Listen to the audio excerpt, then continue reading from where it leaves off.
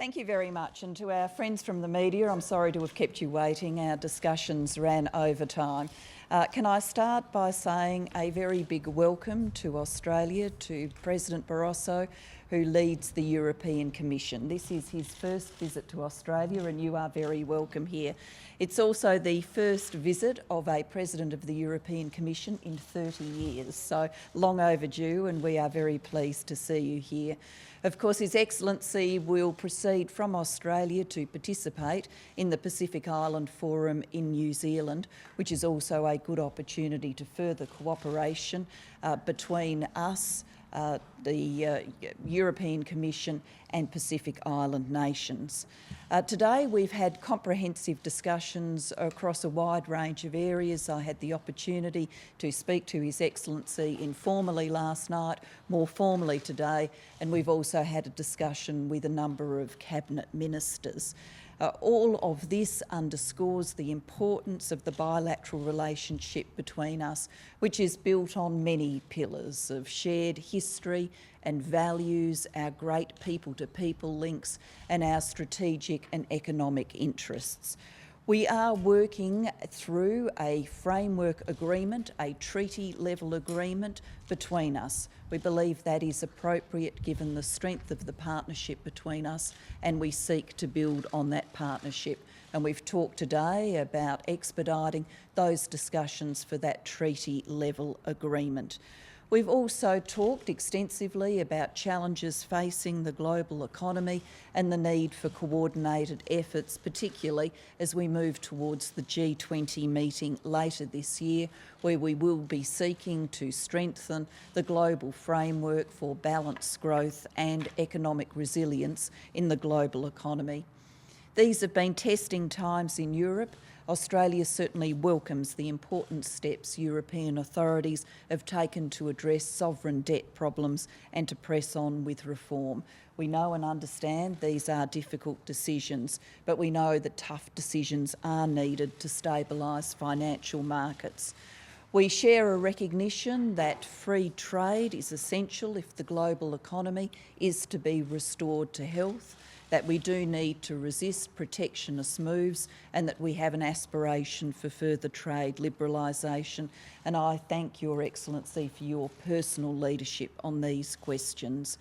We've discussed climate change and we've noted the significant action that has been taken and continues to be taken around the world. We've reaffirmed our commitment to tackle climate change in the most cost-effective way.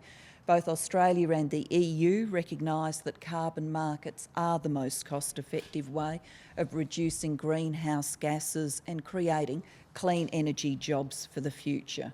Europe, of course, has been a pioneer in global efforts to reduce carbon, putting in place an emissions trading scheme 6 years ago. Given our mutual interest in developing carbon markets to drive efficiencies, the President and I have agreed today to establish senior officials talks to discuss economy-to-economy measures we can jointly undertake to link our emissions trading schemes at the appropriate time in the future, and working together on international action to develop carbon markets. We've also discussed the partnership we have between us and the shared goals on development assistance. We want to make sure that we are working together in providing development assistance around the world, and we will be working together on an innovative arrangement where we will assist the EU in the provision of development assistance in the Pacific and look to their assistance for the provisions of development assistance in Africa. We've also today renewed the Nuclear Safeguards Agreement between Australia and the European Atomic Energy Community that's been in force since 1982. The new agreement strengthens existing safeguards and reinforces our commitment to the Nuclear Non-Proliferation Treaty. So we've had comprehensive discussions today. I very much enjoyed them. Let me conclude by once again thanking the President for making this visit, and I'll turn now to him for some comments. Thank you. Thank you very much, Prime Minister. I'm indeed very happy to be in Australia. Australia is one of Europe's most like-minded partners. We share a common heritage, core interests, core values, democracy and human rights, but also openness, tolerance, and global responsibility, and in an integrated world that is not a small feat. The excellent discussion today with the Prime Minister and with an important number of cabinet ministers reflects the rich and dynamic nature of the European Union-Australia partnership and our shared interests. I hope that my visit will contribute to a further strengthening of our vibrant cooperation, both bilaterally and in multilateral institutions. The joint statement that we have just issued illustrates the depth and breadth of our increasing cooperation. On the bilateral level, we agreed last year to upgrade our partnership by means of a framework agreement that would put our relationship on a new footing. Your visit, Prime Minister, to Brussels was very much appreciated, and that's when we decided to start this process to have a framework, treaty-like agreement between Australia and the European Union. Therefore, the European Commission has sought a mandate from our 27 member states to negotiate such a new, ambitious agreement, and I hope this mandate can be approved next month. We could start talks with Australia right after that. This agreement will serve as an umbrella for the many areas of our thriving cooperation.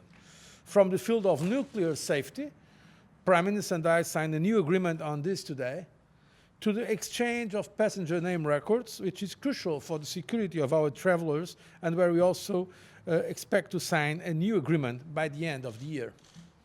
On the point of climate change, we spoke about our shared commitment to tackle this challenge. Australia's decision to put a price on carbon emissions is, in our view, an important step, both environmentally and economically, because it is, in our European experience, the most cost-efficient way to reduce emissions and also a great green business opportunity. We will now continue our joint work for a global climate regime, and also on bilateral basis we will see what we can do together, as Prime Minister Gillard just mentioned. We also discussed our cooperation in the Pacific region, where the European Union is the second biggest donor after Australia. We share the same strategic objectives of consolidating democracy and promoting prosperity. I will have the opportunity later this week to meet in New Zealand the Pacific Forum. Ladies and gentlemen, we did, of course, also speak about the global economic situation. We exchanged views on the G20 summit in November in Cannes, France, which should focus on rebalancing global growth, international monetary reform, financial regulation, and tackling the volatility in commodity prices. We also share a commitment to open trade, which is obviously crucial in the current crisis, and I'm very happy to see that Australia and the European Union are working together to resist any kind of protectionism and to do everything we can to indeed deepen the liberalization of trade. I also briefed the Prime Minister and the government on the economic situation in Europe and highlighted the determined measures that the European Union and the euro area are implementing to address the sovereign debt crisis. I want to be very clear here. The European Union and the euro are strong and resilient, and we are doing all it takes, from tackling the underlying budget problems to strengthening the governance of the eurozone, from tighter financial regulation to improving our overall competitiveness. Ladies and gentlemen, as you can see, relations between Australia and the European Union are becoming more substantial day by day. There is still great potential, and I'm confident that my visit is a further step to using these opportunities together, because in our global world, you don't have to be a neighbor to become a good friend.